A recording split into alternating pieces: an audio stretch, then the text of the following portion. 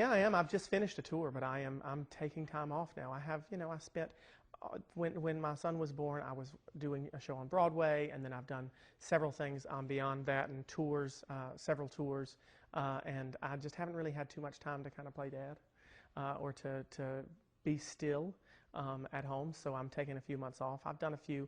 I did a Funny or Die skit, which is going to be online in the next few weeks, and then I did an episode of a TV show, and I'll pick up little tiny things, and I have lots of meetings on things that might happen in the future. But as far as working and singing right now, I'm taking some time off. I don't really want to be in the studio right now anymore. I've done enough of that in the past 7 years. I'll do it again, but right now I kind of just want to enjoy the ability to not have to do anything for a minute. So are you kind of transitioning to doing more entertainment, not just singing? And I think know you've already done some shows. Yeah. Obviously, Broadway was very successful for you. I think that anybody who does, if you want to stay doing this, you kind of have to diversify in some way. Singing is what I really want to do, and I don't really have any designs on being in movies or film or TV or anything like that. But I like to sing, and I love doing the Spamalot thing. I really didn't think I'd like it. I really thought, well, I didn't think I'd hate it, but I really thought that I would go and enjoy myself, and I'd do it, and I would check it off my list, and I'd be done. But it was a blast, and being in that group setting and the teamwork thing, it was one of my favorite things so far. But I didn't get to sing in that show. The show is hilarious. It's great fun, but there's not much real singing, and especially the part that I played didn't sing much at all. So I'd love to take the fun of that and the singing that I like to do and bring them and do them both at the same time. So we have our eyes open and our ears open, and we're talking to a few people about other opportunities to do that. But I don't really care to. That to me is kind of the diversification of it. I'm not necessarily trying to be an actor, but if I can do that type of thing, that'd be wonderful. And the truth is, anybody who comes off of Idol or any TV show, I think, really is more of a personality than they are than most musicians are. If you think about people you hear on the radio now, you know their voice, you know their name, but you don't know too much about them. And when you come off of a TV show, people know your name, and they know so much more about you, so you kind of are a personality in some ways. And so I do kind of appreciate that, and I enjoy doing that type of thing. But the nice part about it is that knowing my name, I get to do things with nonprofits and work with charity things, and I'm going to focus on that more right now than I have been able to in the past, and try to dabble. I'm going to keep it. Let me put it this way: before I did Idol, music was always kind of a hobby for me, and it was something that I liked to do for a hobby, and it turned into my job, and it turned into a job that allowed me now to take a year and do it as a hobby again. When you do something for so long, I think, even if it is something you love to do, it can become work. And I don't want that to ever happen. So when I did this last tour, I had a great time, but I found myself, for the first time ever, kind of waking up and thinking, oh, God, I got a show tonight. Okay, let's go and do this. And I didn't want that. I love doing what I'm doing. I love singing, but the process of when it becomes work, it becomes difficult. So you just got burned down. Right. So I kind of am fortunate enough and have the luxury of being able to kind of stop and step away from it for just a while and say, okay, let me remind myself why I like to do it. So I'm picking up things. I'm singing at a wedding next weekend for the first time in 10 years. I've not sung at someone's wedding in years, and a friend of mine is getting married in Las Vegas. She was in Spamalot with me, and I'm going to go sing at her wedding. And I thought, you know what, that's fun. Let me do things where I get to sing for fun instead of for job. So I'm enjoying the luxury of being able to do that right now. Let's talk a little bit about your fans out there, because I know that you still have a great following. So what do you attribute that to? There's no way to know. Someone could do a doctoral dissertation on the Claymates and the enthusiasm that one gets from someone who they don't know. That's really interesting to me. I'd like to think that it is solely because they think I'm a good singer and they like that. But there must be more, because there's something else to it, because they're great singers who I love and I don't go rah about. I think there's no. Do you do Facebook and Twitter? I don't, and I think that's. sometimes I think that may be why. If you look back in like the 50s and the 40s and 50s and 60s, and these celebrities and these stars who we knew, who we worshiped, Marilyn Monroe's and Elvis Presley's, and we didn't know anything about them at all. And that made them so appealing. I was just in London over New Year's, and I stood outside Buckingham Palace, and I thought to myself, I wonder what room she's in right now. And you just think, we don't know. We're never going to know exactly what their life is like. And look at how many people watched the royal wedding. It was this huge thing. But now everyone is Twittering or whatever it is, and I'm not too old to do it. I just think to myself, I don't think anyone cares what I had for breakfast, or nor do I want them to know what I had for breakfast. And so I don't do that, and I don't do Facebook publicly. On Idol, people really got to know you. Right, but they didn't know too much about me. They knew my personality, I think, because they saw me perform every night, and we did interviews and whatnot, but they didn't know everything about me. I mean, let's be honest, there have been open mysteries for years surrounding me that I don't address or I don't talk about, and I think that makes things more interesting. You want to, and I don't do Twitter because, first of all, I'm boring, and second of all, I think that I think that if you know everything you need to know about somebody, then you just get tired of it. So maybe that's the answer. I'm brainstorming here with you right now. I have no idea. I honestly believe if I knew the answer to it, I'd go into business, marketing exactly how to do it, how to have these extremely energetic people who are fans and who stayed supportive. Also, there are, if you look at people who were popular in the, Backstreet Boys and NSYNC and that type of, they had a very young audience, and young audiences are fickle. Young fans are very fickle.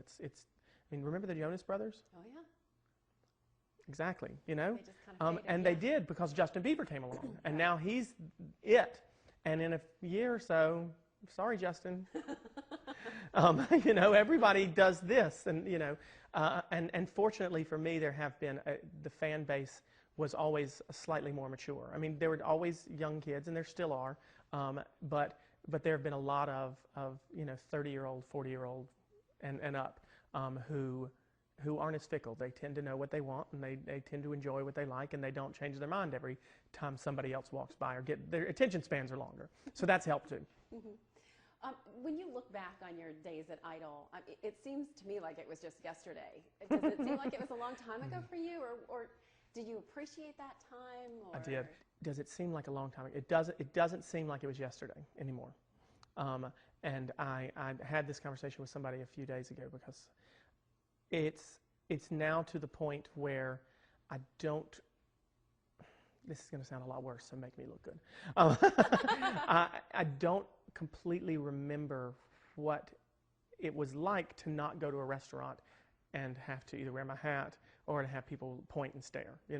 And that's okay, because this is something I chose to do.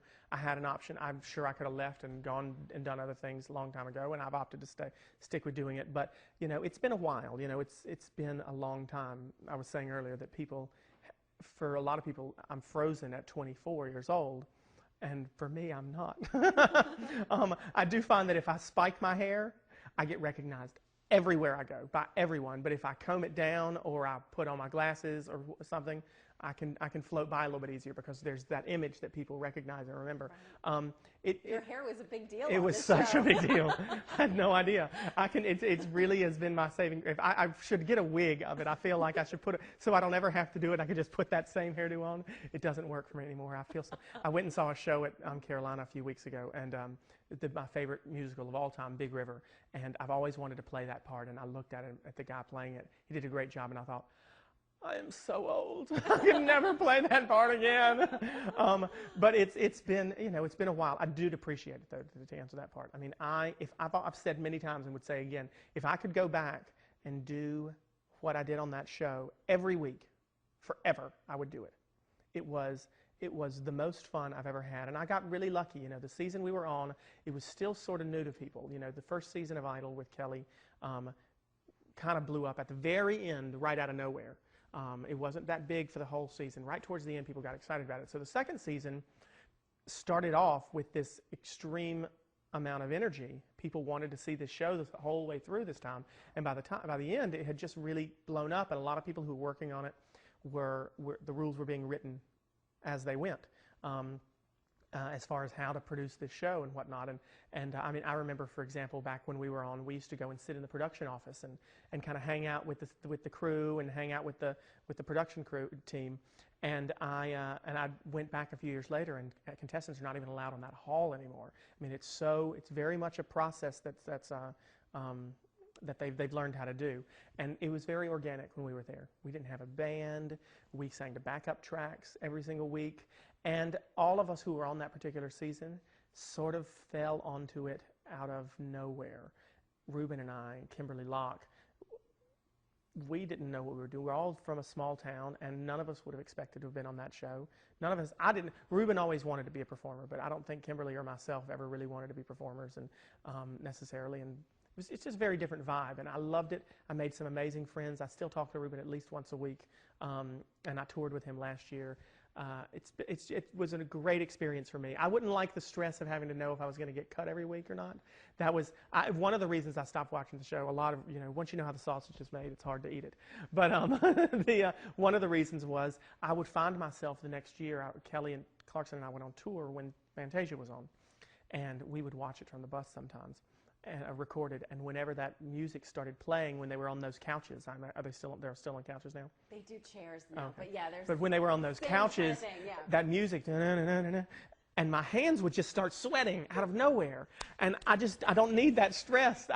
This Pavlovian experience of having to remember that stress. So I've always said, if I could go back, do the group songs, sing the songs without ever having to worry if I was going to get cut, I would do it every week forever. I mean, I do think sometimes that Idol is the 21st century variety show, You had back in the day so many when I was, before I was born, but even in the 80s, Donnie and Marie and Carol Burnett and all these variety shows. And this is kind of the Voice and America's Got Talent and Idol. All these shows are the variety shows of this, our time.